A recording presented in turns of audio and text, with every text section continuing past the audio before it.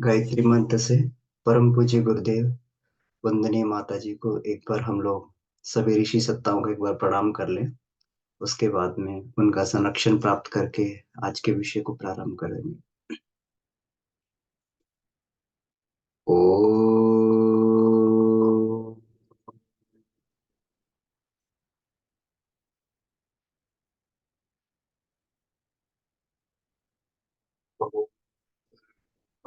वः स्वः तत्सवितुर्वरेण्यं भर्गो देवस्य धीमहि धियो यो नः प्रचोदयात्। आप सभी को प्रणाम। तो आज की ये कक्षा गायत्री की पंचकोशी साधना एवं उपलब्धियां वाङ्मय से पुनः हम लोग चर्चा करने के लिए यहाँ पर हैं।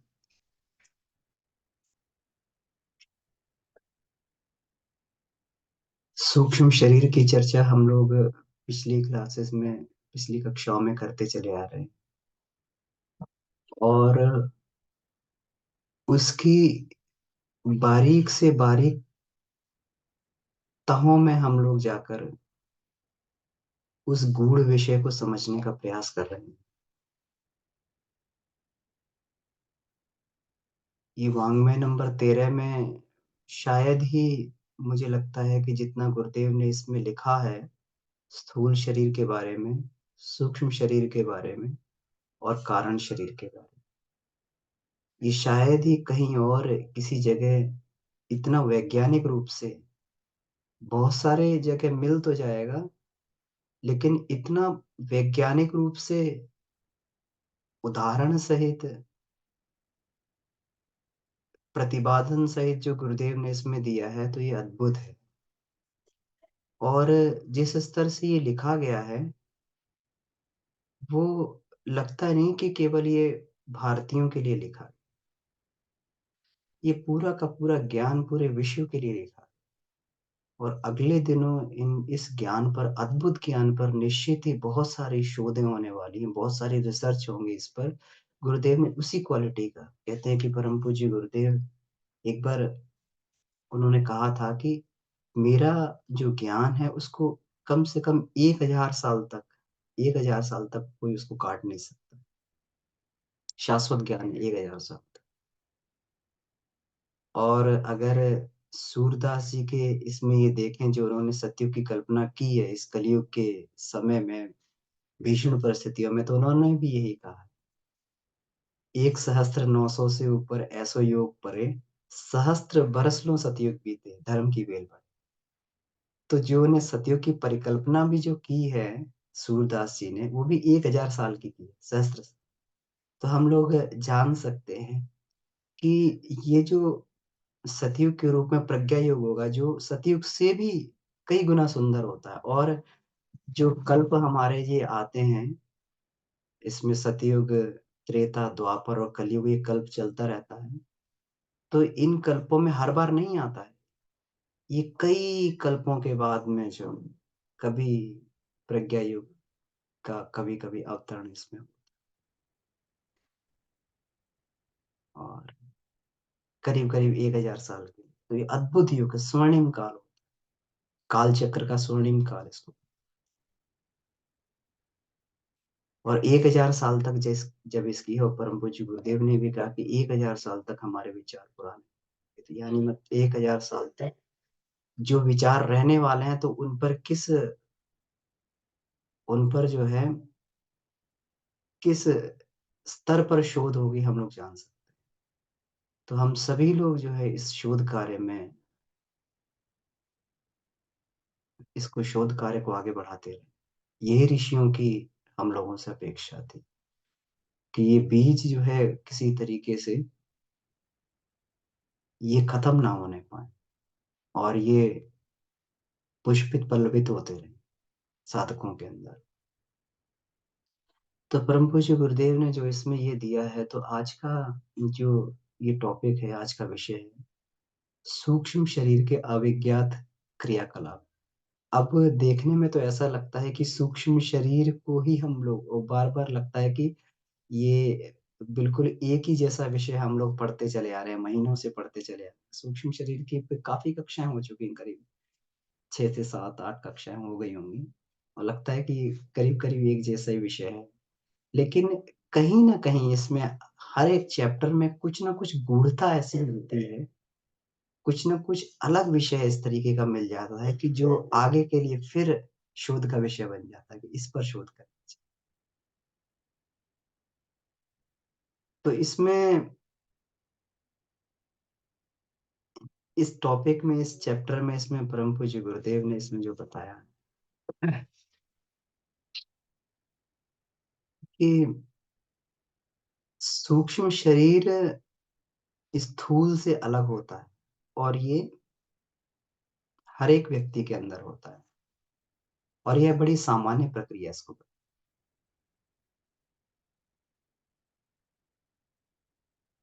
मोटे तौर पर, सामान्य तौर पर हम लोग देखें तो सूक्ष्म शरीर को भूत प्रेत समझा जाता है। लोगों के ऊपर जो है भूत प्रेत आ जाते हैं, प्रेत पिशाच उनके शरीर पर आधिपत्य कर लेते हैं और व्यक्ति कुछ भी कुछ बड़बड़ाने लगता है। लेकिन यह सूक्ष्म शरीर जो है हम सभी के अंदर इसकी अलगाव वाली स्थिति आती रहती है।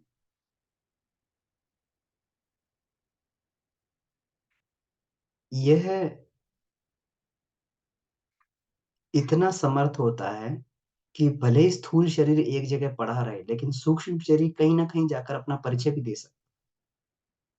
और उस स्थिति में स्थूल और सूक्ष्म का भेद करना कठिन हो जाता है कि सूक्ष्म शरीर ने किया या कठिन ये या फिर स्थूल शरीर ने किया।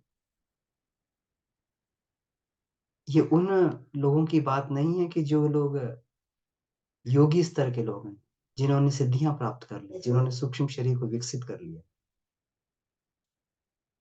ये सामान्य लोगों की बात है। सामान्य घटनाक्रम में, सामान्य जीवन क्रम में ऐसे कई उदाहरण देखने को मिले। कहते हैं कि एक ऐसी ही घटना एक आई न्यूयॉर्क के कोर्ट में, न्यूयॉर्क के न्यायालय में एक मुकदमा चला। बात है 18 जुलाई 1876 की बात करीब। वहाँ पर एक व्यक्ति को, मैकडोनाल्ड नाम के एक व्यक्ति को प्रस्तुत किया। उस पर यह आरोप लगाया गया कि इस व्यक्ति ने अमुक-अमुक दिन, अप्रैल के महीने में, अमुक-अमुक दिन जो है, इस व्यक्ति ने शाम को 5 बजे 4 व्यक्तियों पर प्राणघातक हमला किया और वो चारों व्यक्ति जो है बुरी तरीके से घायल हो गए। तो उस मैकडोनाल्ड नाम के व्यक्ति पर ये चलाया गया, मुकदमा चलाया, मैनहट्टन सिटी में। इस व्यक्ति ने प्राणघातक हमला किया। लेकिन जो बचाव का प्रतिपक्ष था, उसने कहा कि ये व्यक्ति उस दिन वहाँ था ही नहीं, ये दूसरी जगह उपस्थित था। मैनहट्टन शहर से करीब-करीब 5 मील की दूरी पर यह व्यक्ति एक ब्रुकलिन नामक स्थान पर एक थिएटर था, वहाँ पर उस थिएटर में यह व्यक्ति उपस्थित था उस समय। और उस थिएटर में एक हवाइनर नाम के एक मनोवैज्ञानिक हुए हैं, तो उनका माध्यम बना था। वो अपने कुछ प्रयोग कर रहे थे, हिप्नोटिज़्म से संबंधित कुछ प्रयोग कर रहे थे। तो इस व्यक्ति के शरीर का माध्यम बनाकर जो है वो प्रयोग करके लोगों को दिखा रहे थे, वाइनर नाम के मनोचिकित्सक। तो दोनों प्रतिपक्ष अब, क्योंकि पाश्चात्य जगत जो है इस बात को स्वीकार नहीं करता है, तो दोनों में जो है ये एक विवाद छिड़ गया कि ये कैसे हो सकता है? एक व्यक्ति 2 जगह कैसे एक समय में प्रेज़ेंट रह सकता है? जबकि दोनों के साक्ष्य इसमें जो मौजूद थे। तब हवाइनर को वहाँ पर बुलाया गया, मनोचिकित्सक हवाइनर को वहाँ बुलाया और हवाइनर को कोर्ट में प्रस्तुत किया गया। तो हवाइनर से पूछा गया कि क्या ये बात सत्य है? क्या ये व्यक्ति वहाँ पर था, मैकडॉनल्ड?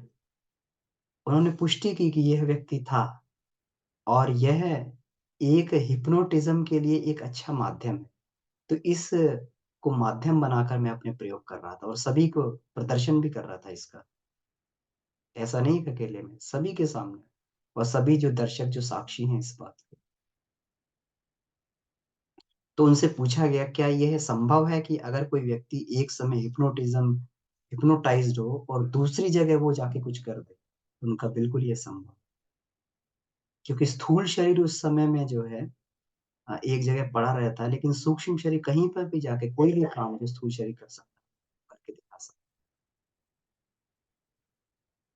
फिर भी कोर्ट को जो है इस पर संदेह रहा और कोर्ट ने जो है कोई अपना डिसीजन लेने से पहले उन्होंने कहा कि कोई और भी ऐसा साक्ष्य प्रस्तुत किया जाए जो कानूनी घटना में पहले से कभी जो है अम, अम, पहले जो है कोर्ट में ऐसा साक्ष्य प्रस्तुत हुआ और उसके लिए क्या डिसीजन लिया गया तो इस तरीके का कुछ प्रस्तुत किया।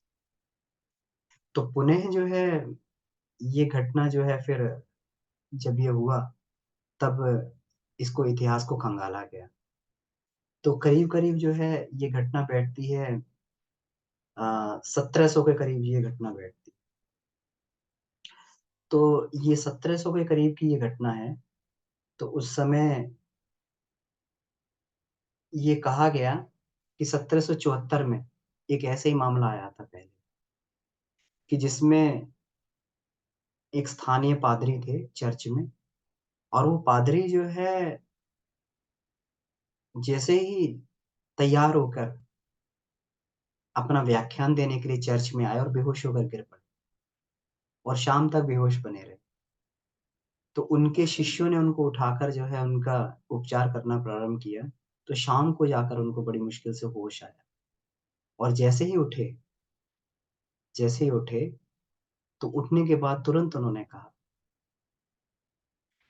कि मैंने आज जो है रोम में जाकर पॉप को ज़हर दे दिया। तो उन पादरी के शिष्यों ने कहा कि ये कैसे संभव है? आप तो यहाँ बेहोश पड़े हुए थे, आपने कैसे दे दिया? तो उनको समझ नहीं आया बात। लेकिन कुछ दिनों बाद जब बात खुली तो पोप के सहयोगियों ने अल्फा अल्फांसर नाम था उनका पादरी का, अल्फांसर पे केस चलाया कि इन्होंने जो हत्या की, इसकी पोप की, इनको ज़हर दिया है। तब जाके अल्फांसर के शिष्यों को विश्वास हुआ कि जो अल्फांसर उस समय कह रहे थे, ये वास्तव में सही है। लेकिन ये कैसे हो सकता है? अल्फांसर के निवास स्थान से उस चर्च से सैकड़ों माइल्स दूर में जो है रोम में जाके और कैसे ज़हर इसको पोप को ज़हर दे सकते हैं अल्फांसर। तो इस तरीके की घटना जो है ये हुई। तो जब ज्यूरी ने इस तरीके की घटना को देखा, तो फिर उन्होंने कहा कि ठीक है, जबकि इसके तथ्य और साक्ष्य सभी प्रस्तुत हैं, कि सूक्ष्म शरीर भी ऐसे काम कर सकता है, जो स्थूल शरीर द्वारा, चाहे वो अपराध हो, अपराध जगत की घटनाएँ हों, चाहे वो किसी भी तरीके की घटनाएँ। अगर सूक्ष्म शरीर ऐसे काम कर सकता है, तो इसका मतलब ये माना जाए। लेकिन उन्होंने मैकडॉनल्ड को जिसको पहले ये हिरासत में लिया गया था मैनहट्टन शहर में, न्यूयॉर्क में, तो उसको बरी कर दिया। उन्होंने कहा कि जबकि ये बात सही है, लेकिन क्योंकि अपराध जो है सूक्ष्म शरीर के द्वारा हुआ है, तो स्थूल शरीर में इसको दंड नहीं दिया जा सकता। स्थूल शरीर को इस केस में दंड नहीं दिया जा सकता है। तो उन्होंने मैकडॉनल्ड को रिहा कर दिया। तो हमारे संसार में बहुत सारी ऐसी घटनाएँ हर जगह घटित होती रहती हैं। हर जगह घटित होती रहती हैं, जहाँ सूक्ष्म शरीर का अलग से प्रमाण मिलता है। सामान्यतः अगर ये कहा जाए, तो हर व्यक्ति का सूक्ष्म शरीर एक बार एक्टिवेट होता है। कब एक्टिवेट होता है? निद्रा के समय। विशेषज्ञ लोग बताते हैं कि सामान्य अवस्था में मनुष्य का जो स्थूल शरीर है और सूक्ष्म शरीर है, एक एक छोटे से धागे से बंधे रहते हैं, जिसको एस्ट्रल कॉर्ड बोला है, एस्ट्रल कॉर्ड। ये छोटे से धागे से बने जब व्यक्ति की मृत्यु हो जाती है, तो एस्ट्रल कॉर्ड टूट जाती है। इसी वजह से सूक्ष्म शरीर दोबारा स्थूल में नहीं लौटता। अन्यथा कभी भी जीवित अवस्था में व्यक्ति का जो है सूक्ष्म शरीर जो है कहीं पे भी चला जाए, लेकिन वो एस्ट्रल कॉर्ड के साथ में वो उस सूक्ष्म स्थूल शरीर से बंधा रहता है। तो जब ये अवस्था कहते हैं कि ये आती है,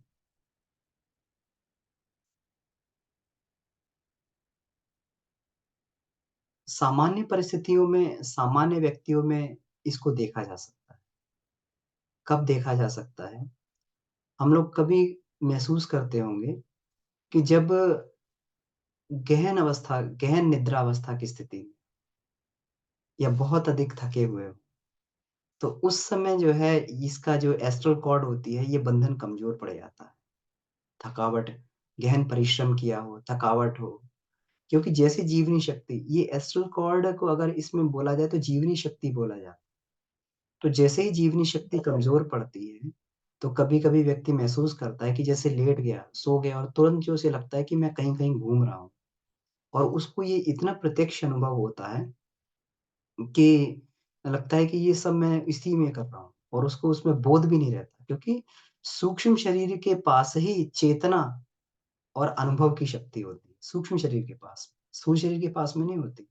अभी हमें लगता है कि स्थूल शरीर में ही हम जो है चैतन्य महसूस करते हैं या हम लोग ये करते हैं, अनुभव करते हैं, लेकिन वास्तविकता से देखा जाए तो सूक्ष्म शरीर में ही चेतना और उसकी शक्ति है। रामायण में एक बार बड़ी सुंदर चौपाई आती है कि जो सपनेहु सिर काटे कोई, बिन जागे दुःख दूर ना हो। कि अगर सपने में कोई सिर काट रहा है, तो जब तक जगेगा नहीं व्यक्ति, तो जब तक जगेगा नहीं, तो बिना जगे दुःख दूर नहीं हो सकता। उसको उतनी ही दारुण पीड़ा का महसूस होगी जितनी जो स्थूल शरीर में जगते हुए शरीर को पीड़ा महसूस होती है। उतनी दारुण पीड़ा महसूस हो, उतना ही दर्द महसूस हो। तो सूक्ष्म शरीर के पास ही ये एक जो है ये क्षमता ये रहती है।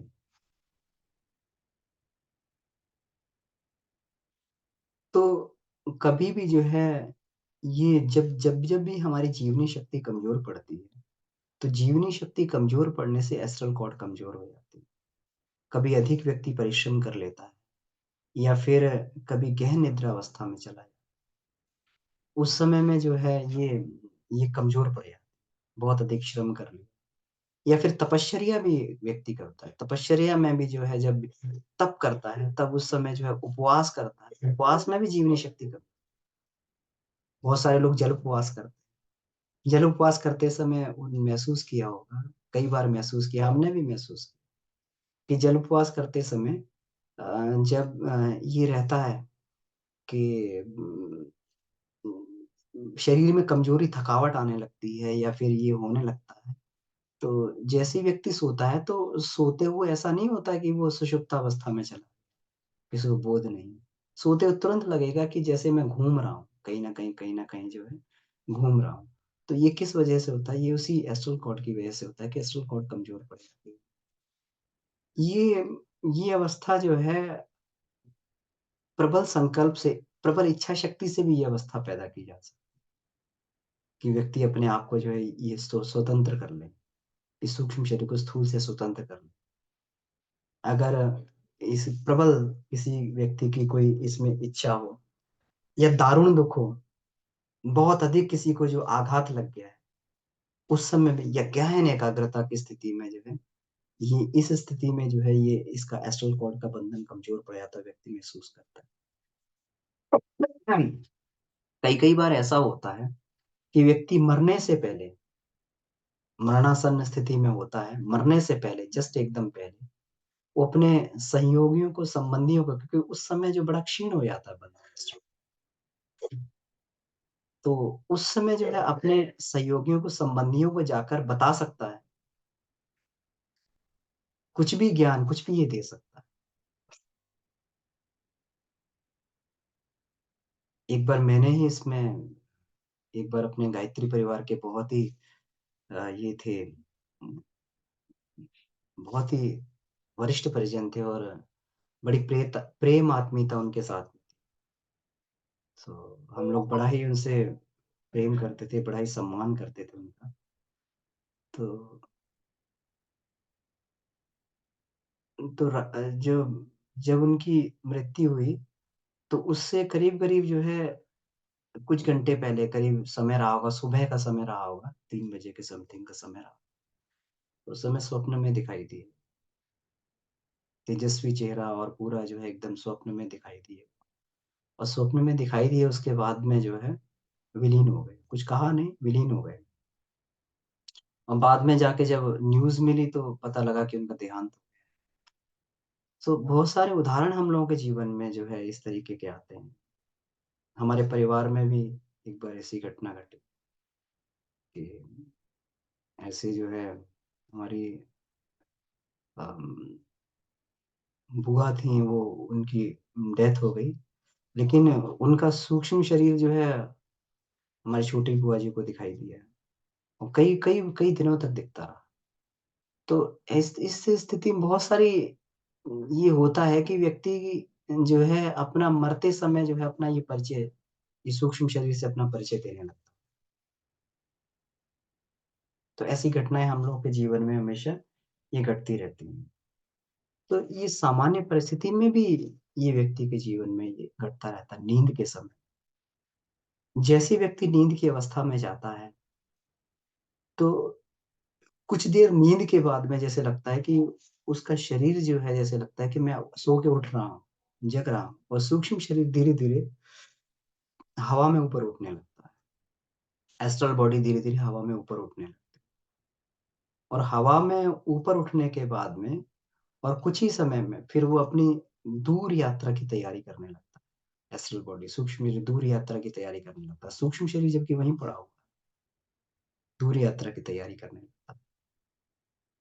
और जैसे ही जो है वो जाता है, तो पूरा जो है अपनी दूरगामी यात्राएँ करता है। उस समय जो है क्योंकि यह एक ऐसी स्थिति होती है कि जिस समय स्थूल शरीर के बंधन समाप्त हो जाते हैं, तो व्यक्ति एक ऐसी स्थिति में आ जाता है।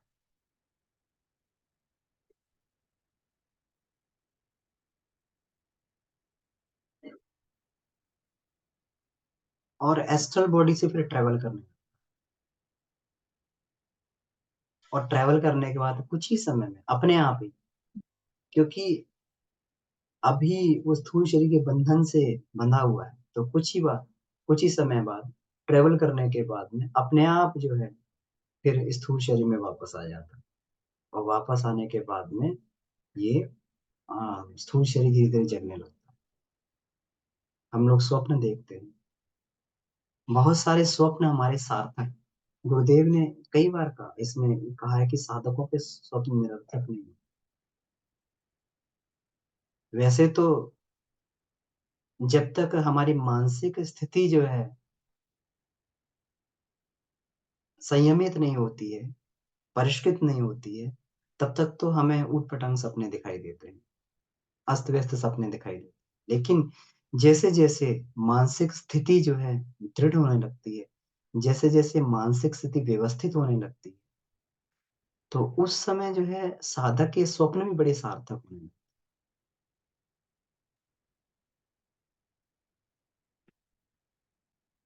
सूक्ष्म शरीर विभिन्न-विभिन्न आवश्यकताओं को उस समय पूरा करने लगता है। बहुत सारे कभी-कभी इसमें ये रहता है बहुत सारे लोगों को कुछ कहीं जो है किन्हीं विषयों पर ये रहता है, डाउट रहता है, कोई चिंता रहती है, कहीं कोई असमंजस संदेह रहते हैं। तो इस स्थिति में सूक्ष्म शरीर क्योंकि सूक्ष्म शरीर जो है, ये जगह के और समय के बंधनों से परे होता है। टाइम और स्पेस से जो है ये परे होता है, सूक्ष्म शरीर। ब्रह्मांड में जाकर जो है समाधान खोज के लिए। तो साधकों कई बार भविष्य दर्शन के सपने, कई बार जो तीव्र इष्ट मिलन की अभिप्सा जो स्थूल शरीर से पूरी नहीं होती है, साधकों को जो है स्वप्न में अपने इष्ट के दर्शन होने लगते, इष्ट दिखाई देने लगते, तीर्थ दिखाई देने लगते, जन्म जन्मांतरों की घटनाएं दिखाई देने लगती। ये तभी होता है क्योंकि सामान्य स्थिति में तो मानसिक स्थिति इतनी व्यवस्थित नहीं रहती है, तो मन ही कुछ ना कुछ कबाड़ बना के सपने प्रस्तुत करता रहता है। लेकिन जैसे-जैसे जो है उसकी स्थिति, क्योंकि साधक की मनःस्थिति बड़ी व्यवस्थित होने लगती है, तो फिर उसकी जो है स्वप्नों की सार्थकता भी बढ़ने लगती है। और इस समय जो ये कहा गया है, कि ये बड़ा ही ज्ञानात्मक फ़ेज़ होता है, बड़ा ही ज्ञानात्मक फ़ेज़ होता है। क्योंकि जैसे ही व्यक्ति इसमें से स्थूल शरीर के बंधन को पार करता है, तो उसको जो है एक नए संसार का उस समय, नए संसार पे एक दृष्टिपात का, तो सामान्य चीज़ों में एक अद्भुत अद्भुत अलौकिकता उसको नज़र आने लगती है। सामान्य जगह में एक अद्भुत अलौकिकता उसको नज़र, प्रकाश दिखाई देने लगता है। चारों तरफ एक नए संसार, एक नया दृष्टिकोण बन जाता है। क्योंकि अभी इस समय जिस आयाम से हम लोग देख रहे थे, हम त्रिआयामी सृष्टि को देख रहे हैं। हम स्थूल शरीर की दृष्टि से सृष्टि को देख रहे हैं, लेकिन वास्तविकता ये नहीं है। क्योंकि स्थूल शरीर का जो है, ये एक एक लिमिटेशन है, ये आँखों की लिमिटेशन है। हम लोग ये इसको नहीं पहचान पाते। हम लोग वास्तविकता क्या है, पदार्थ की वास्तविकता क्या है, वास्तव में देखा जाए, तो अगर इसमें किसी के चेहरे को, जो चेहरा इतना सुंदर दिखाई दे रहा है, तो उस चेहरे को अगर सूक्ष्मदर्शी से, इलेक्ट्रॉनिक माइक्रोस्कोप से देखा जाए, उसमें बड़े-बड़े छिद्र दिखाई देंगे। बड़े-बड़े छिद्र दिखाई देंगे, उसमें कीटाणु कुलबुलाते हुए दिखाई, उसमें से स्वेद, उसमें से पीव इत्यादि सब निकलता हुआ दिखाई। वो सुंदर चेहरा जो है तुरंत एकदम एक बदसूरत उसमें बदल, हम लोग वास्तविकता नहीं देख पाते। स्थूल शरीर जो है उतना ही देख पाता है, उसकी जितना जो है इंद्रियों की सीमित क्षमता के अनुसार देख पाता है। तो जैसे ही व्यक्ति जो है इस जगत में प्रवेश करता है, तो इस जगत में प्रवेश करके एक देखने का आयाम उसका बदल जाता है। उसकी मानसिक स्थितियाँ, परिस्थितियाँ बदल जाती हैं। कहते हैं कि एक बार ये एक अखंड ज्योति वैज्ञानिक विशेषांक निकला था। वैज्ञानिक अध्यात्मवाद का विशेषांक निकला था अखंड ज्योति, 2000 के दशक में। तो उस समय जो है एक टॉपिक उसमें निकला था, बहुत बढ़िया था और बहुत बढ़िया अखंड ज्योति थी वो। उसमें बहुत बढ़िया एक टॉपिक निकला था कि मैक्स प्लांक्स जो थे मैक्स प्लांक्स, तो उनको जो उन्होंने इसकी खोज की थी, प्लांक्स क्वांटम की खोज की थी, तो बहुत सारा जो है वो बहुत दिनों तक इसी ऊहा-पोह में लगे रहे कि किस प्रकार से क्या होता है? ड्युअलिटी उनका नहीं, उन्हें कुछ समझ में आ रहा था। ड्युअलिटी पार्टिकल के ड्युअल नेचर और ये सब उन्हें समझ में नहीं आ रहा था। बहुत दिनों तक चिंतित रहे। लेकिन एक दिन सो रहे थे, तो सोते हुए उनकी चेतना उनके दादाजी से मिली। दादाजी दिवंगत हो चुके थे, दादाजी से मिले, दादाजी ने पूरा का पूरा सूत्र जो है, उनको पूरा का पूरा सूत्र बताया। उन्होंने प्लांक्स थ्योरी ये लिखी, तो ये उस समय प्रकाशित हुआ था। तो इस समय ज्ञान का फ़ेज़ जो है, व्यक्ति ज्ञान के फ़ेज़ में होता है। दिमाग के तंतु जो है, ज्ञान के तंतु तंतु बहुत अधिक सक्रिय हो जाते हैं। ये पूरे संसार का देखने का दृष्टिकोण बदल जाता है। बहुत सारे लोग जो है कन्फ्यूज़न रख के सोते हैं, लेकिन सुबह उठते ही कन्फ्यूज़न उनकी भूल हो जाती है। कन्फ्यूज़न दूर हो जाती है। अरे! ये तो इतना था, मुझे समझ में नहीं आ रहा था। कैसे समझ में आ गया? ये झटके से समझ में नहीं आया। ये पूरा का पूरा प्रोसेस, यही प्रोसेस चला। इस सूक्ष्म शरीर जो है, ये पूरा का पूरा करता रहा, काम करता रहा। इसीलिए साधक का सूक्ष्म शरीर भी एक एक इससे भी प्रभावशाली शरीर के रूप में उसके सेवक बन के उसका काम करता है। जो बातें हम लोग नहीं कर पाते, अचेतन अवस्था में वो सारी चीज़ें सूक्ष्म शरीर अपने आप कर देता है। सूक्ष्म शरीर अपने आप कोई चीज़ हम लोग भूल रहे हों या किसी चीज़ में ये कर रहे हों या कहीं हो, तो सपने में या कहीं न कहीं किसी न किसी माध्यम से वो बातें जो है हमारी चेतना में आने प्रकट होने लगती हैं। अचेतन इतना स्ट्रॉन्ग होता है, इतना व्यवस्थित अचेतन होता है, लेकिन हम लोग कभी भी जो है उसको कभी इतना व्यवस्थित कर नहीं पाते, उसे उपेक्षित अवस्था में पड़ा रहने देते हैं।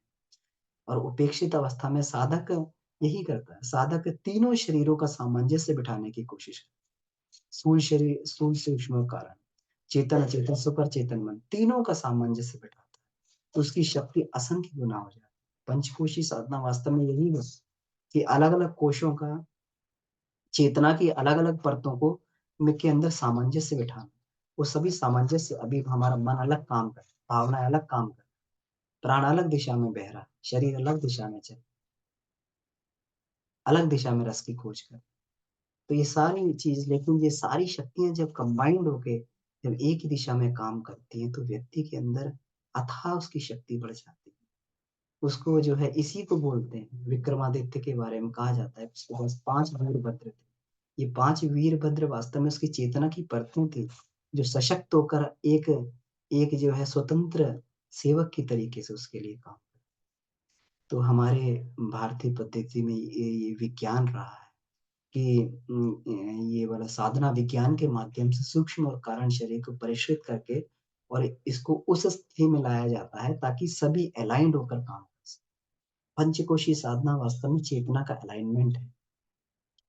अलाइनमेंट अलाइन करके है जो है हम इसको पूर्ण व्यवस्थित तो जब भी हम लोग ये सूक्ष्म शरीर जो है हमारे लिए अद्भुत कार्य कर सकते अद्भुत कार्य कर सकते हम लोग ध्यान अवस्था में होते हैं तो ध्यान अवस्था में भी इसको ये प्राप्त किया जा सकता है जो लोगों के अंदर जो है जो एक इसको एक अचानक घटना के रूप में घटता है किसी के अंदर लेकिन इसको जो है बिल्कुल व्यवस्थित करके जो है इसको प्राप्त किया जा सकता है। ध्यान अवस्था में व्यक्ति इसको प्राप्त कर सकता है। ध्यान अवस्था में जैसे ही हमारी ये जीवनी शक्ति जैसे ही शिथिल पड़ने लगती धीरे-धीरे करके अभी देखा होगा कि कभी भी हम लोग ध्यान में जब बैठते हैं तो हृदय की धड़कन कमज़ोर पड़ती है। हृदय की धड़कन कम होने लगती है, हृदय कम धड़कने लगती है।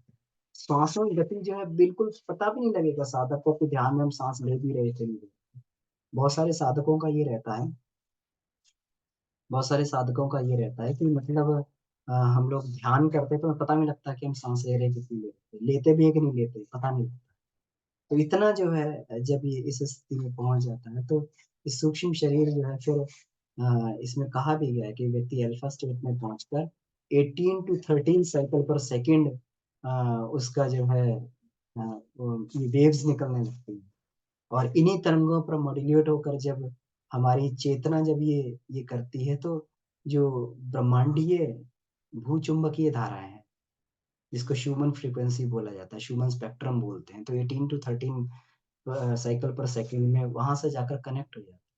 इसको भूचुम्बकीय धाराएँ बोलते हैं, जो सविता से सूर्य से आने वाली धाराएँ, जिससे पृथ्वी पर सारे के सारे अनुदान बरसते हैं। तो व्यक्ति उन अनुदानों का व्यक्ति जो है ये बनने लगता है, ग्रहणकर्ता बनने लगता है। उसको शक्ति उसके अंदर जो है आने लगती है, उसके अंदर प्रेरणाएँ उभरने लगती हैं, उसके अंदर जो है ज्ञान का अवतरण उसके अंदर होने साधक के कोई प्रश्न नहीं रहते उस समय। कहते हैं कि एक बार एक व्यक्ति बुद्ध के पास में गया। भगवान बुद्ध से जाकर कहता है कि मुझे ज्ञान दीजिए, मेरे प्रश्नों का समाधान मुझे ज्ञान दीजिए। बुद्ध ने कहा ऐसा करो तुम 1 वर्ष बाद आना और उसको कुछ ध्यान की कुछ क्रियाएँ बताई, कहना इसको करो और 1 वर्ष बाद आना।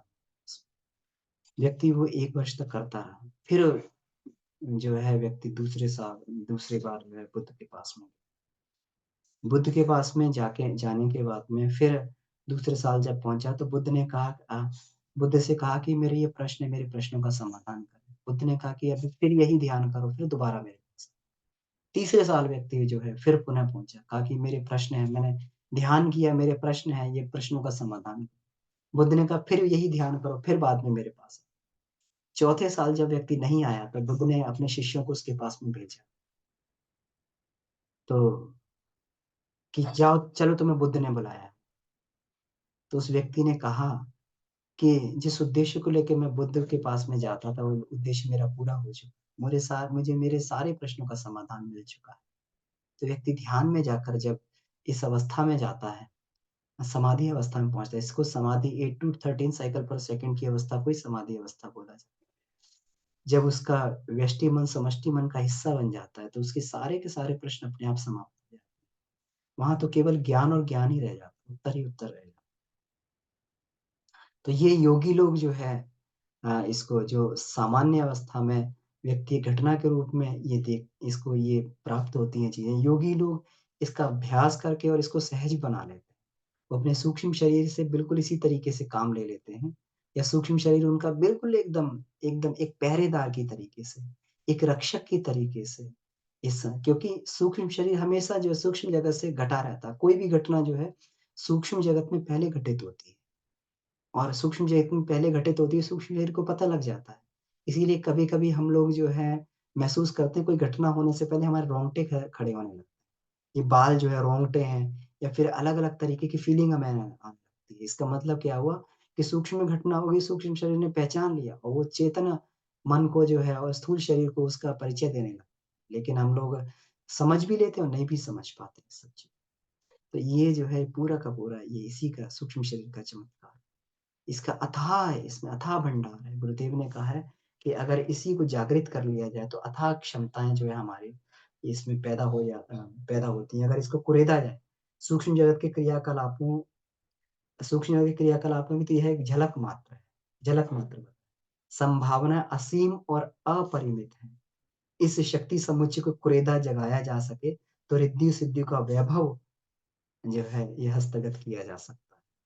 तो समय हो गया है तो आज की कक्षा को यहीं समाप्त करते हैं और इसके बाद प्रश्नोत्तरी सेशन में आते हैं। तो किन्हीं का कोई प्रश्न बैठता हो तो हम लोग उस पर ये चर्चा कर सकते हैं। जी, हर्षा दीदी। जी दी, प्रणाम दीदी। अपने आप को अनम्यूट कर लीजिए दीदी। जी,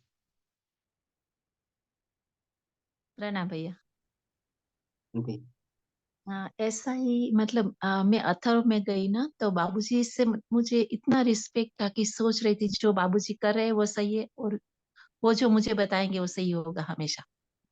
इतना रिस्पेक्ट था तो मैंने उसको पूछा कि मुझे जो नीला कलर दिख रहा है इतनी एनर्जी आती है तो मैं क्या करूँ? तो एनर्जी के लिए तो बोले कि आप ये उपनिषद पढ़ने में लगाए। फिर एक बार बताए कि आप जो अंदर दिखता है वो बाहर बाहर देखिए। जो आपके अंदर आपको जो दिखता है वो उसको बाहर देखिए। तो अंदर से मुझे जो नीला कलर दिखता था मैं सोच रही थी कि इतना प्रकाश में बाहर में नीला कलर सब जगह पे कैसे देखूंगी। बहुत दिन मतलब काफी दिन हो गए हैं आके वहां से। तो मैं आधा नेत्रों से जब ऊपर से देखती थी तो सब जगह पे नीला दिखता था लेकिन नीचे तो वही आंखें हमारी जो बाहर की आंखें हैं जो स्थूल आंखें हैं उसी से तो जो चीज है वही दिखाई देती है लेकिन ऊपर के नेत्रों से मुझे दिख रहा था नीला कलर। तो अभी काफ़ी उसके ऊपर काम करके अभी जो आधी आँख खुली रहती है ना, तो सब जगह पे सब चीज़ गुम हो जाती है और नीला कलर ही दिखता है। सब जगह पे वो नीला सोफ़ा है, सोफ़ा भी नीला हो जाता है, कुछ नहीं दिखता है मतलब चीज़ें गायब हो जाती है। तो बाबूजी को मैंने पूछा कि ये गायब क्यों हो जाते हैं ऐसे? चीज़ कोई क्यों दिखाई नहीं देती है आधी आँख से? पूरी आँख खुली है तो सब दिखाई देगा, लेकिन जब आधी आँख खुली है तो क्यों सब कुछ दिखाई नहीं देता? तो बाबूजी ने बताया कि इतना इसका मतलब ये हुआ कि संसार है ही नहीं, कुछ है ही नहीं। पहले एक बार बताया था बाबूजी ने कि संसार है ही नहीं, आप भी नहीं है, हम भी नहीं है, कोई है ही नहीं। तो उसका मतलब धीरे-धीरे वो समझ में आ रहा है कि एक्चुअली जब अंदर से सूक्ष्म शरीर से देखते हैं, तो कुछ है ही नहीं। जो हम सोच रहे हैं ना कि आप है, हम है, सोफ़ा है, घर है, पिता है, पति है।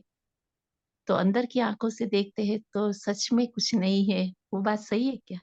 यही बात समझना चाहिए आपके हिसाब से? जी, जी दीदी बिल्कुल सही है। यही शाश्वत सत्य भी है।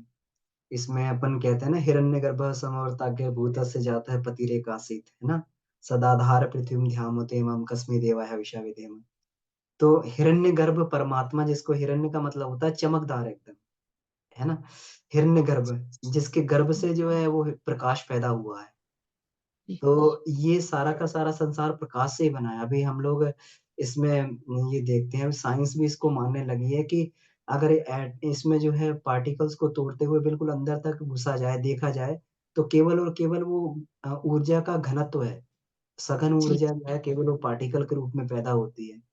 तो यहाँ सब कुछ प्रकाश है और ये जो है ये हो सकता है कि गुरुदेव ने इसमें कहा भी है बहुत सारे लोगों को ये जो है अपने पूर्व जन्म या इसमें के कारण ये क्षमताएँ प्राप्त होती हैं। तो बहुत सारे लोग जो इसको देख भी लेते हैं। इसमें जैसे पिछले उसमें भी चर्चा किया था कि जैसे लोग उस समय ऑपरेशन हो रहा होता है या ये होता है तो उनको जो है पूरा शरीर जो है उनका अ, उसमें से सूर्य शरीर में से बाहर निकल के और सारी जगह हिरण्यगर्भ में प्रकाश दिखाई देता है केवल, प्रकाश ही प्रकाश दिखाई देता है। ये हमारी नेत्रों की बनावट ऐसी है कि ये नेत्र की बनावट जो है ये पूरा फ़ॉर्मेशन कर देते हैं। उस प्रकाश का पूरा फ़ॉर्मेशन ये स्थूल रूप में कर देते हैं। वास्तव में ये सारा कुछ प्रकाश के अलावा कुछ है ही नहीं यहाँ पर, इस संसार जी, में। जी, लेकिन हमारे नेत्रों का जो रेटिना बना हुआ है और ये जो है इसमें, तो उस तरीके से ये पूरा का पूरा ये फ़ॉर्मेशन हो जाता है। अगर वैसे ये देखा जाए कलर भी अपने आप में कुछ है नहीं। जो कला साधनाएँ करते हैं, जो अपन वो प्रकाश वो कला साधना प्रकाश है।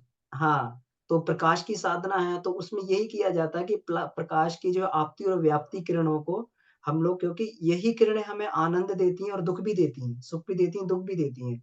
इन्हीं का फ़ॉर्मेशन हमें जो है अब मान लीजिए कोई व्यक्ति जो है अब कोई सुंदर कोई स्त्री जो है उसको सुंदर लग रही है या कोई सुंदर युवक सुंदर लग रहा है, तो सुंदर दिखाई क्यों दे रहा है? ये केवल किरणों की वजह से ही तो सुंदर दिखाई दे रहा है ना?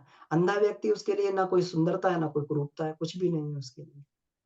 तो ये केवल किरण तो उस समय प्रकाश की ही साधना की जाती है। लास्ट फेज़ में जाके केवल यही साधना रह जाती है कि व्यक्ति इस आयाम को भी पार कर ले, आपती-व्याप्ति के आयाम को भी पार कर जाए।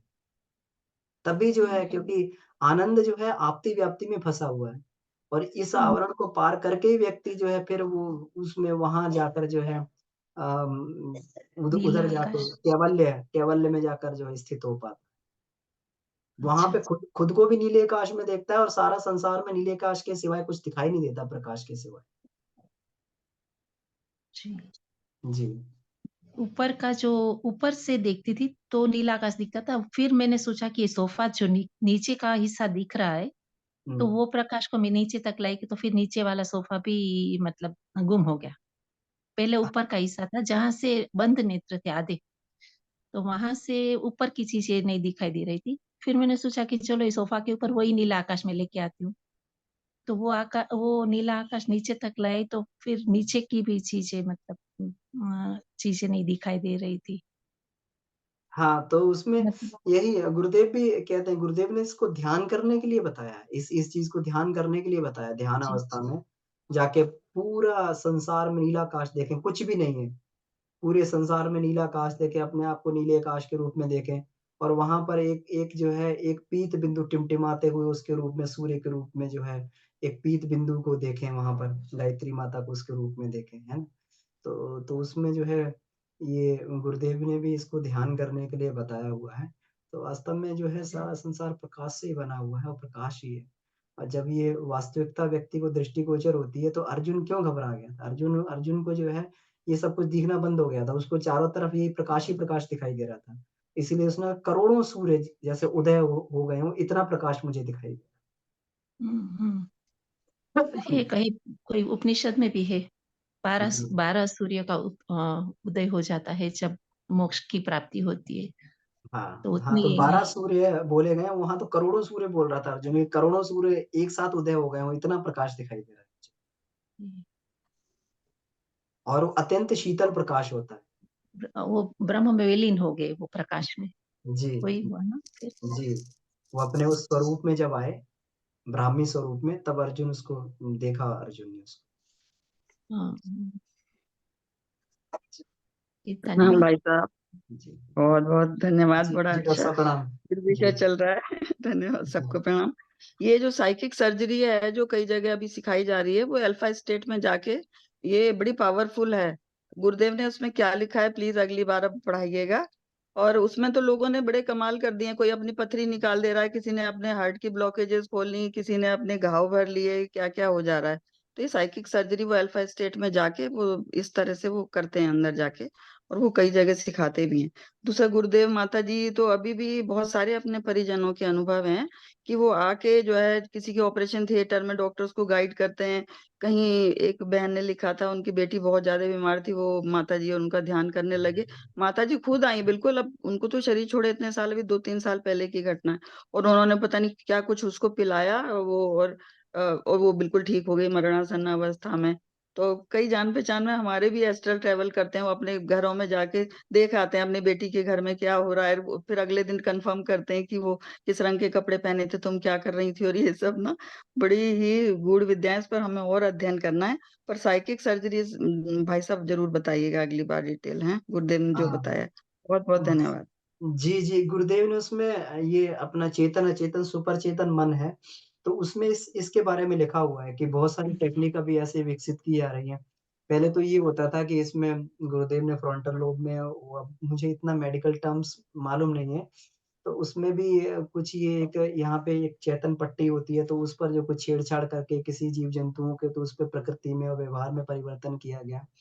तो ये जो है, ये तो है ही मेडिटेशन के माध्यम से जो है इसमें मेडिटेशन के माध्यम से बहुत सारी चीज़ों को ठीक किया जा रहा है। तो एक तो ये होता है कि उसमें सेल्फ प्राणिक हीलिंग होती है कि अल्फा स्टेट में पहुँचने का मतलब होता है शांत अवस्था में पहुँच गए। क्योंकि इसके बाद में फिर जो है ये वाली अवस्था आ जाती है, डेल्टा और ये वाली अवस्था आ जाती है। तो उसमें डेल्टा तो ये वाली अवस्था रहती है कि गहन स्वप्नावस्था में व्यक्ति पहुँच जाए, सुषुप्तावस्था में पहुँच जाता है। तो लेकिन इसमें अल्फा स्टेट में 18 टू 13 साइकिल पर सेकंड में इसमें माइंड की एक्टिविटीज़ बहुत कम हो जाती है। इसको हम समाधि अवस्था भी बोलते हैं। तो समाधि अवस्था में मन जो है शांत हो जाता है और शरीर जो है जगता हुआ रहता है। मन शांत हो जाता है, शरीर जगता रहता है, जिसको हम तुरीय अवस्था भी बोलते हैं इसमें। अपने योग की भाषा में। तो तुरीय अवस्था में जाके क्या रहता है कि क्योंकि मन हमारी बहुत सारी ऊर्जा को खत्म करता है। हमारे अंदर जो ये विचार चलते रहते हैं, विचारों का ये चलता रहता है, पूरा थॉट प्रोसेसिंग चलती रहती है। तो थॉट प्रोसेसिंग में हमारे शरीर की बहुत अधिक ऊर्जा खर्च होती है, बहुत अधिक ऊर्जा जाती है। तो उसी ऊर्जा को जो है जब हम लोग अल्फा स्टेट में चले जाते हैं तो बचने लगती है ऊर्जा। तो समाधि अवस्था में जाके जो है कहीं पर भी अपने शरीर की बीमारियाँ फिर दूसरे के शरीर को भी वहाँ पे ठीक किया जा सकता है। उस क्योंकि उस स्थिति में प्राणों का पूरा जो है ये फ्लो उस पर्टिकुलर डायरेक्शन में करके और वहाँ पर किसी भी व्यक्ति की बीमारी को और किसी भी व्यक्ति को उसमें ठीक किया जा सकता है। परम पूज्य गुरुदेव समाधि अवस्था में रहते थे, लोग प्रणाम करने जाते थे, समाधि अवस्था में रहते थे। तो वो जो है उस समय लोगों को ये करते थे और लोगों के उसमें पैर छूने से लोगों के दुःख दूर होने लगते थे, ठीक होने लगते थे। तो ये तो विज्ञान है, ये गुरुदेव ने तो पूरा जीवन भर इसी उस पे विद्या पे जितना गुरुदेव ने प्राण के बारे में लिखा, कि जितना गुरुदेव ने विचारों के बारे में लिखा, उतना तो किसी ने कुछ भी नहीं लिखा। अब भले ही जो है ये साइकिक हीलिंग के माध्यम से ये अब मनोविज्ञान इसको समझ रहा है, इसीलिए गुरुदेव बार-बार मनोवैज्ञानिक घटनाएँ बार-बार इसमें देते हैं, कि मतलब पाश्चात्य जगत भी जो है इस चीज़ से अछूता ना रहे। ये बहुत सारी घटनाओं के तर्क के तथ्य के माध्यम से गुरुदेव इसमें समझाने का प्रयास करते हैं कि जो स्थूल शरीर से संभव नहीं है, सूक्ष्म शरीर से बहुत मतलब क्योंकि ये ज्ञानात्मक फ़ेज़ बोला गया है इसको। इसमें सूक्ष्म शरीर से गुरुदेव ने कहा है कि इसमें ज्ञानात्मक फ़ेज़ होता है और इस फ़ेज़ में जो स्थूल शरीर के पकड़ में नहीं आते, हो सकता है वो ट्रीटमेंट सूक्ष्म शरीर के पकड़ में आ जाए और उसको ठीक कर दें। तो समाधि अवस्था में जाके इसको बहुत कर के इसमें जो है, ये गुरुदेव करते भी थे। जी, तो ये अल्फा स्टेट में जाने की ईज़ीएस्ट टेक्निक क्या सिखाई बताई है गुरुदेव ने? उस ध्यान पर के भी माध्यम थोड़ा-सा से। बताइएगा। जी, ये ध्यान, गुरुदेव ने गहन ध्यान। जी, जी, जी, उसमें 50 पेज लिखे हैं ध्यान के और ये ध्यान में इसमें जाने की टेक्निक नहीं है, जैसे गुरुदेव ये कहते हैं ना कि जैसे गुरुदेव ध्यान करवाते हैं, पूरा का पूरा अल्फा स्टेट में जाने का ध्यान है। जिसमें गुरुदेव कहते हैं कि सावधान, है ना? कमर सीधी, दोनों हाथ गोद में, फिर इसके आगे जाके बोलते हैं भाव समाधि। अब भाव समाधि में वासना शांत, तृष्णा शांत, अहंता शांत, उद्विग्नता शांत, ये बोला। अब इसके बाद में जो है फिर स्वर्णिम सूर्य, सविता, है ना? इष्ट सविता, सविता इष्ट लक्ष्य उपास्य, सविता प्रकाश ज्ञान प्रज्ञा, सविता अग्नि ऊर्जा ब्रह्म शक्ति, है ना? साधक सविता एक, भक्त भगवान एक। तो जो साधक सविता एक और भक्त भगवान एक की बात कही गई है, साधक का सविता को समर्पण, विसर्जन, विलय। तो ये जो है यही वाली अवस्था है। ये विसर्जन विलय वाली अवस्था जो है ये अल्फा स्टेट में ही जाने की व्यवस्था है। जी, गोकुल मुद्रा जी भाई साहब। जी, भाई साहब। जी, कृपया। जी भैया प्रणाम। जी, बहुत अच्छी चर्चा चल रही थी, जी। तो अपना लोभ संभाल नहीं सका उसके ऊपर में। तो पहली एक जो चर्चा आई थी नीले रंग वाली, जी।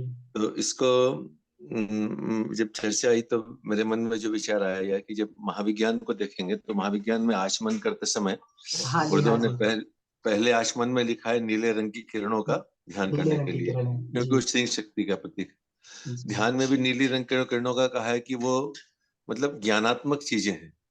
तो अगर ये, मुझे ऐसा लगता है कि अगर किसी को ऐसा अनुभव हो रहा है कि उसको आंखें आदि बंद करने पे पूरा नीलापन दिख रहा है, तो बजाय इसके किसी और अर्थ निकालने के लिए उसको इस अर्थ में निकाला जाए कि मेरे को ज्ञान की दिशा में बढ़ने की प्रेरणा हो रही, हर चीज को मैं ज्ञानात्मक ढंग से लूं, ये मेरे को ईश्वरीय प्रेरणा हो रही। ऐसे देखें बजाय इसका कि और कुछ अर्थ निकालने के बजाय कि नीला क्यों नहीं दिखता है, आंख खुलने से हमको दिखता है, आंख बंद करने से नहीं दिखता है। तो आंख बंद करने से ही ज्ञान की स्थिति आएगी, आंख खुलने से तो संसार दिखेगा। दूसरी अभी एक चर्चा आ रही थी कि इसकी जो हम लोग लिंग की बात, सूक्ष्म शरीर से जाने की बात हो रही, मुझको लगता है कि गायत्री महाविज्ञान के प्रथम खंड में एक लेख है गायत्री साधना का उद्देश्य, और उसके अंदर में एक इन्वर्टेड कॉमा में एक लिखा हुआ है कि मैं ब्राह्मी शक्ति का आधार हूँ, ब्राह्मी शक्ति ईश्वरी स्फूर्णा मेरे रोम रोम में कण कण में समाहित होकर भर रही। गायत्री साधना का एकमात्र उद्देश्य गुरुदेव ने इतना ही लिखा। अगर ये हो जाएगा तो बाकी प्रकृति का काम वो अपने आप जिससे जो कराएगी। अगर ब्राह्मी स्फुरना हमारे रोम रोम में भरने का अगर हम अभ्यास कर रहे हैं, तब ये ब्राह्मी चेतना का काम है कि उसको इससे क्या काम कराना, फिर हमारा शरीर भी अपने बस में नहीं है, ईश्वरीय चेतना के ऊपर में छोड़ देना चाहिए। तो साधना काल में बजाय इसके कि हम विभूतियों के उसमें उलझे, मुझे लगा कि गुरुदेव ने गायत्री साधना का उद्देश्य तो केवल इतना ही लिखा है, तो इतने पर ही अपने आप को रोकें तो शायद ज्यादा लाभ मिल जाएगा। ये बात, ये एक लोभ था जो उसको मैं अपने आप रोक नहीं सका, इसलिए सबके सामने रख रहा हूँ। क्षमा करें भाई। नहीं भाई साहब, बहुत-बहुत धन्यवाद आपका।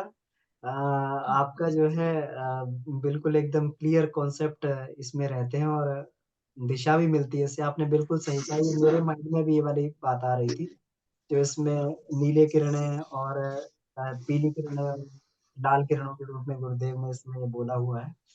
तो ये वाली बात भी है और इसमें क्योंकि गुरुदेव ने रिसर्च लेवल पे जाने के लिए बोला, तो इसलिए जो है थोड़ा-सा विस्तार में इस सब चीज़ों को हम लोग इस पर्सपेक्टिव में भी देख सकते हैं, कि इनके पीछे रीज़न क्या है।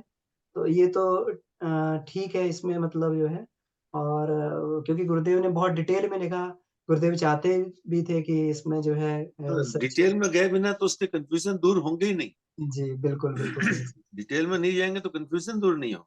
जी, जी, डिटेल तो बिल्कुल। जाना बहुत जरूरी है। जी, और ये भी आपने बिल्कुल सही कहा कि हम लोग यही साधना कर रहे हैं। वास्तव में जो अभी डॉक्टर साहब पूछ रही थी अल्फ़ा स्टेट, तो ये ब्राह्मी स्थिति में जाना ही अल्फ़ा स्टेट है। तो यही हम लोग अभी बात करने का प्रयास कर रहे थे कि जो साधक सविता एक भक्त भगवान एक वाली जो अवधारणा है, यही अल्फ़ा स्टेट में जाने की अवधारणा है। और इसमें जाके जो है बहुत सारे लोगों के अपने आप ही बहुत सारी चीज़ें इसमें सही होने लगती हैं। हाँ, चाहे वो शारीरिक रोग हों, चाहे मानसिक रोग हों। तो ऐसा लगता है, मैं उस स्टेज पे पहुंचा तो नहीं हूँ, पर मुझे ऐसा लगता है मानसिक स्तर पर चिंतन करता हूँ तो, कि जब उस स्थिति पे आता है तो बिना पूर्ण, क्योंकि गुरुदेव उसमें एक बात और कहते हैं, समर्पण विसर्जन विलय। जी। जब तक विलय की स्थिति नहीं आएगी तब तक वहां तक हम पहुंचेंगे, तब तक कुछ ना कुछ अंश हमारा रह जाता है। जी, पर जब विलय की स्थिति हो जाएगी तो जो मैं बात इसके पहले कह रहा था कि फिर वो ब्राह्मी चेतना करा लेगी, हम नहीं करते हैं, वो करा लेती है। जी। होता इस शरीर से, इसलिए हमको ऐसा लगता है कि ये व्यक्ति ऐसा कर रहा है, हुँ, लेकिन वो ब्राह्मी चेतना उससे करा लेती होगी कहीं, मुझे मतलब मेरा को ऐसा लगता है कि इस प्रकार से होता होगा। मैं कुछ सोचने की चेष्टा करता हूँ तो ऐसा लगता है जी। व्यक्ति करेगा तो फिर उसको तो वो त्रिगुणात्मक चीजों में बंधेगा, सत्वगुण रजोगुण तमोगुण में बंधेगा कहीं ना कहीं चीजों में। और गुरुदेव, मान लिए गुरुदेव के परिप्रेक्ष्य में देखें, गुरुदेव जितना, ये जितने भी प्रसंग आते हैं, सबके जीवन में ऐसे ऐसे अनुभव आते हैं। तो मान लीजिए कि मेरे जीवन में कोई एक अनुभव है, तो बाकी दिनों में गुरुदेव वो काम क्यों नहीं कराते, उस दिन ऐसा क्यों कराए?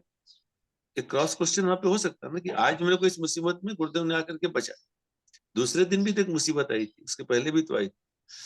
तो शायद उस जगह ब्राह्मी चेतना की उस चेतना ने समझा होगा कि इसकी आवश्यकता इस चेतना को है, तो फिर वो चेतना उस माध्यम से अपना काम करा लेती है, उसके माध्यम से, चाहे गुरुदेव के माध्यम से करा, हम लोग गुरुदेव को जानते हैं, बात गुरुदेव के सही। माध्यम से। ऐसे कई और भी संत ऋषि हैं जिनको कि लोग मानते हैं, उनकी चेतना उनके व्यक्तियों के माध्यम से उसका काम करती रहती है। तो ये खेल ब्राह्मी चेतना का ये जब हो जाता है तो आनंद की एक अलग स्थिति आ जाती जी, जी भाई साहब, मुझे बिल्कुल, बिल्कुल। वैसे ये मुझे बोध भी करना ही यही हमारी लगता है। साधना है। जी, जी। जी, हाँ जी। क्योंकि बाबूजी ने बोला कि आपके अंदर जो दिख रहा है वो बाहर देखिए, कोई कोई समझाने वाला तो चाहिए कि हमें क्या करना है, जो हमसे आगे है। तो जब बाबूजी जो बोलते हैं वो मैं सोचती हूँ जो बाबूजी बोलते हैं वो सही है। उनको उनसे कोई बुलवा रहा है, कौन बोल रहा है पता नहीं, लेकिन मेरे मेरे सामने जो बाबूजी है और वो आदेश दे रहे हैं वो सही है, बस है। इतना ही बिल्कुल मैं सही, सोचती हूँ। तो उसके एकदम ऊपर काम सही। हो जाता है फिर। मेरे लिए क्या सही है वो बाबूजी बोलते हैं, तो काम हो जाता है फिर। जी, जी, जी, धन्यवाद।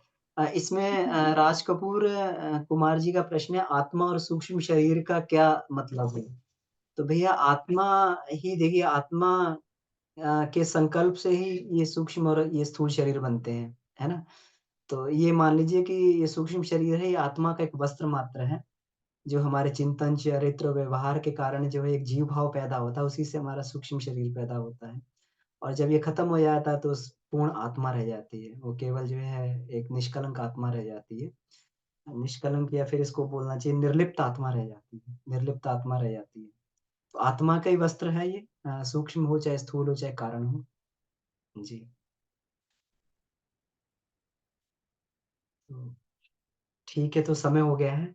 तो सभी को बहुत-बहुत धन्यवाद। बहुत ही अच्छी चर्चा रही आज की। तो आइए आज की कक्षा को ही समाप्त करते हैं। परम पूज्य गुरुदेव से प्रार्थना कि हम लोग इसी प्रकार से आगे बढ़ते रहें, उनका मार्गदर्शन हमें मिलता रहे। शांति पाठ करें।